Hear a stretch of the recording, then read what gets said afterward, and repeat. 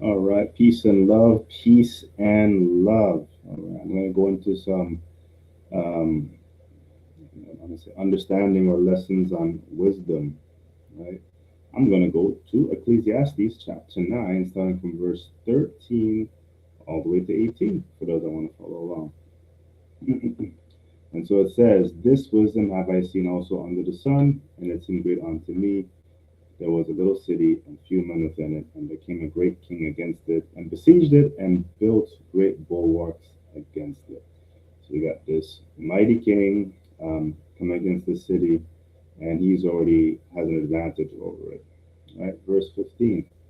Now there was found in it a poor wise man, and he by his wisdom delivered the city, yet no man remembered that same poor man. So this poor man pretty much saved the city, and after the war was done, or after the battle was done, they just forgot about him. Right, so that's very interesting, a very interesting detail right there. And then it continues on. Then said I, wisdom is better than strength. Nevertheless, the poor man's wisdom is despised. And so, have you ever been like that before? I mean, I think we've all experienced that before, man. Where you have the wisdom of a certain skill, technique, you have the wisdom and some type of life understanding, whatever aspect of life it may be. However, though, because you are poor, and poor doesn't necessarily mean financially poor. Poor could just mean like status, influence. And due to that influence, or due to your status, or due to your name, which doesn't carry as much weight, the wisdom that you have is going to be despised, right? But, right, but as we keep going forward, you're going to see something interesting here. And so as it says, the poor man's wisdom is despised, and his words are not heard. The words of wise men are heard and quiet more than the cry of them that ruleth among fools. Okay?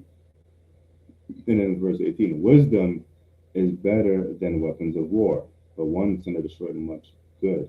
So even the poor man's wisdom is better than the weapons of war.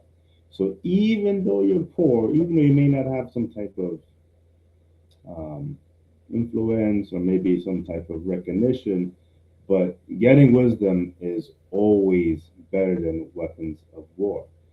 Wisdom is always better than strength, right? So you'll always do well having wisdom than anything else. Kind of like in Joseph in Genesis 41, right? When he gave the instructions for Pharaoh to prepare for the famine, right? The Bible mentions that he was wise and discreet.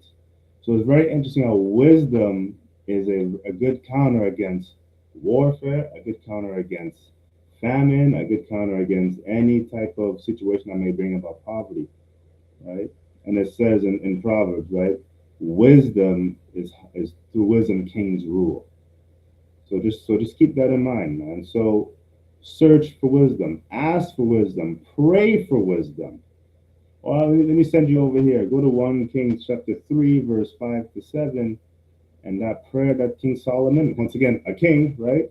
He prayed for an understanding heart to judge his great people, to discern amongst the great people of Yahweh, right?